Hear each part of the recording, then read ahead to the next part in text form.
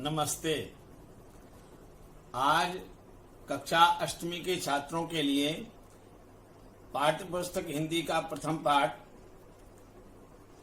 Video के द्वारा भेजा जा रहा है। सभी छात्र इस वीडियो में प्रथम पाठ ध्वनि, जिसके कवि हिंदी साहित्य के सुप्रसिद्ध श्री सूर्यकांत त्रिपाठी निराला जी हैं। श्री निराला जी ने इस कविता के माध्यम से जीवन के लिए बहुत सुंदर प्रेरणा दी है और जीवन की तुलना बसंत ऋतु के साथ की है। इस प्रकार के वीडियो बना करके छात्रों को भेजते रहेंगे और छात्र अपने घर में बैठकर के ही अपने अध्ययन को सुचारू रूप से करते रहेंगे। अभी न होगा मेरा अंत, अभी अभी ही तो आया है, मेरे वन में मृदुल बसंत, अभी न होगा मेरा अंत।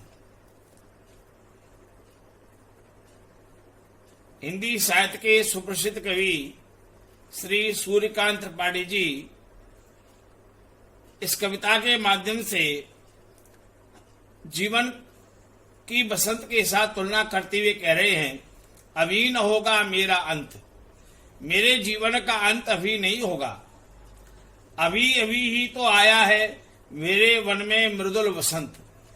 अभी तो मेरे जीवन में आया है। कैसा आया है? मेरे वन में मृदुल बसंत। ये जो मेरा जीवन रूपी वन है, इस जीवन रूपी वन में मृदुल बसंत, कोमल बसंत का आगमन हुआ है। जैसे ऋतुओं का चक्र घूमता रहता है और 6 ऋतुओं के पश्चात वसंत ऋतु, जिसको ऋतुराज कहते हैं, सारी प्रकृति सुंदरता से, सौंदर्य से, पुष्पों से आह्लादित हो जाती है, भर जाती है। प्राकृतिक सौंदर्य बसंत में अपनी चरम सीमा पर होता है। बसंत में जैसे कोमलता होती है, सौंदर्य होता है, मिठास होता है, रस दिखाई देता है, चारों ओर प्रकृति का सौंदर्य दिखाई देता है। ऐसे कवि कहना चाह रहे हैं कि अभी तो मेरे जीवन का जो बाल्यपन है, जीवन का जो शुभारंभ है, बचपन है, ये मेरे जीवन का, बसंत का, बचपन का अभी आरंभ हुआ है। कभी न होगा मेरा अंत, अभी मेरे जीवन का अंत नहीं होगा, अभी मेरे जीवन का विश्राम का समय नहीं है, अभी तो जीवन में नव यौवन का समय आ गया है। हरे हरे ये पात, डालियां कलियां कोमल गात, मैं ही अपना स्वप्न मृदुल कर, फेरूंगा निद्रित कलियों पर, जगा एक प्रत्यूष मनोहर। हरे हरे ये पात, अभी जीवन का जो प्रारंभिक बसंत है, कवि उस बसंत का चित्रण कर रहे हैं। हरे हरे ये पात, जीवन में इस चित्र के द्वारा भी यह दर्शाया गया, ये हरे हरे पात हैं, पत्ते हैं। डालियां कलियां कोमल गात, इन पुष्पों की जो डालियां हैं ये कोमल हैं और खिली हुई हैं। ऐसे ही मेरा जो जीवन का जो गात अर्थात शरीर है, बाल्यावस्था में मेरा शरीर भी फूलों की तरह से महकता है, चहकता है, जीवन का प्रारंभ है। जीवन की इस प्रारंभिक अवस्था को कवि ने बड़ी कोमलता के साथ यह चित्रित किया है। मैं ही अपना स्वप्न मृदुल कर, मैं अपने जीवन के जो सपने हैं उनको मृदुल मिठास से भर करके फेरूंगा निद्रित कलियों पर। जो निद्राई अलसाई कलियां हैं, बहुत सी जीवन के ऐसे पुष्प हैं जिनकी कलियां मुरझा गई हैं, उन मुरझाई कलियों पर अपना मृदुल कोमल हाथ फेर करके, अर्थात जीवन में से आलस्य, प्रमाद, अकर्मण्यता को दूर करूंगा। हमारे जीवन में कभी कभी आलस्य आ जाता है, अकर्मण्यता आ जाती है, निद्रा आ जाती है, हम जीवन में कर्म करना छोड़ देते हैं। तो कविया कहना चाह रहे, मैं ही अपना स्वप्न मृदुल कर, फेरूंगा निद्रित कलियों पर। जो अलसाई सोई हुई कलियां हैं, फूल हैं, उनकी मैं उनको जगाऊंगा। जगा एक प्रत्यूष मनोहर, प्रत्यूष प्रातः काल की जो मनोहर, मन को हरने वाली वेला है, उसको जगाऊंगा। जैसे प्रातः काल की वेला आती है तो पुष्प खिल जाते हैं। देखो ये प्रातः काल का दृश्य है, सूर्य देवता की पावन किरणें आई और फूल खिल गए। ऐसे ही मेरे जीवन में ये प्रातः काल की वेला आएगी, उसमें मैं जाग जाऊंगा। उठ जाग मुसाफिर भोर भई, अब रैन कहाँ जो सोवत है। जो सोवत है सो खोवत है, जो जागत है सो पावत है। जीवन में जागने वाले को ही सुख मिलता है, अमृत मिलता है। यो जागा रहा तम ऋचा कामयन्ते। जीवन में जागने वाले को ही अपनी कामनाओं की सिद्धि होती है। चरय वेती चरणमयी मधु विंदती। चलते रहो चलने वाले को ही जीवन में माधुर्य प्राप्त होता है। कवि आगे कहते हैं,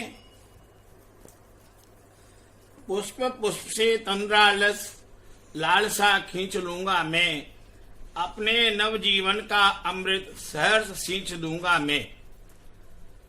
कवि यहाँ कहना चाह रहे हैं, प्रिय बच्चों, पुष्प पुष्प से, फूलों फूलों से जो तंद्रालस, तंद्रा अर्थात नींद की जो आलस है, बोझिल है, नींद से बोझिल जो लालसा इच्छा है, मैं उसको खींच लूंगा।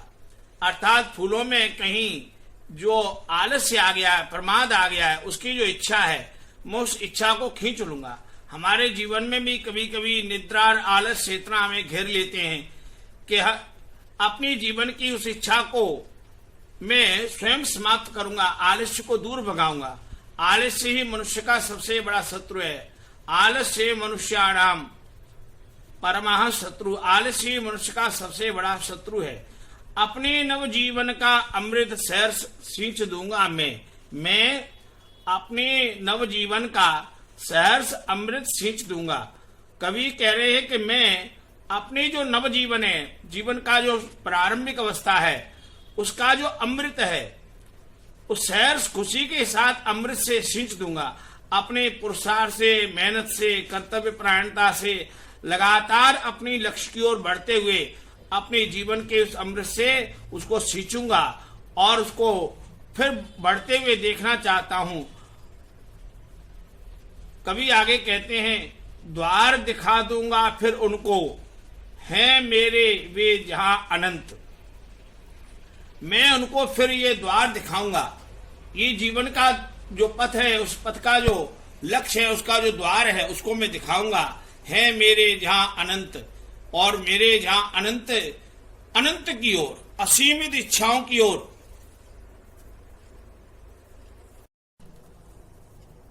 कवि श्री सूर्यकांत त्रिपाठी निराला जी यहाँ कह रहे हैं, द्वार दिखा दूंगा फिर उनको, हैं मेरे वे जहां अनंत, अभी न होगा मेरा अंत।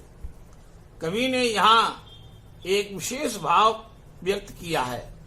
मैं उनको दिखा दूंगा, क्या? द्वार। द्वार जैसे दरवाजा है, दरवाजे से हम बाहर निकलते हैं, ऐसे ही जीवन की जो प्रारंभिक अवस्था है, उस प्रारंभिक अवस्था के द्वार पर बैठ करके मैं, बे मेरे जहां अनंत, अभी मेरे जीवन का अंत नहीं है, फिर मैं जीवन में उत्साह, उमंग, उल्लास ला करके जीवन को निरंतर गतिशील बनाते हुए, और जैसे बसंत ऋतु में फूलों के द्वारा निरंतर सौंदर्य बढ़ता, ऐसे जीवन में अपने अंदर आशा का संचार करके जीवन में निरंतर आगे बढ़ने का संकल्प है। और बे मेरे जहां अनंत, जैसे बसंत ऋतु अनंत काल तक अपने सौंदर्य को बिखेरती रहे, हे परमात्मा, मैं भी अपने जीवन में अनंत समय तक इस जीवन के पथ पर आगे बढ़ता रहूं। अभी न होगा मेरा अंत, अभी मेरे जीवन का अंत नहीं होगा, अभी मेरे जीवन की समाप्ति नहीं है। अभी तो मेरी बाल्यावस्था प्रारंभ हुई है, इसमें युवावस्था आएगी और निरंतर जीवन गतिशील रहेगा। तो इस एक कविता के माध्यम से सूर्यकांत त्रिपाठी निराला जी ने जीवन को निरंतर बसंत के साथ जोड़ करके आगे बढ़ने की बहुत सुंदर प्रेरणा दी है। जैसे ये बसंत खिला तो यहाँ तितलियां आ गईं और इसका रसपान कर रही हैं, ऐसी बच्चों हमारे जीवन का जो बसंत है वह बसंत ज्ञान का है, विद्या का है। ये ज्ञान और विद्या का बसंत हमारे जीवन में आता है तो हम जीवन में निरंतर आगे बढ़ते हैं और बढ़ते हुए चले जाते हैं, ज्ञान विज्ञान के क्षेत्र में उन्नति करते हैं। और ये जीवन का बसंत हमें और हमारी इच्छाओं को निरंतर आगे बढ़ाते हुए राष्ट्र के लिए हम समर्पित करने वाले राष्ट्रभक्ति की भावना भरते हुए जीवन में निरंतर आगे बढ़ें। आगे बढ़ने की एक बहुत सुंदर प्रेरणा इस गीत के द्वारा मिलती है। धन्यवाद।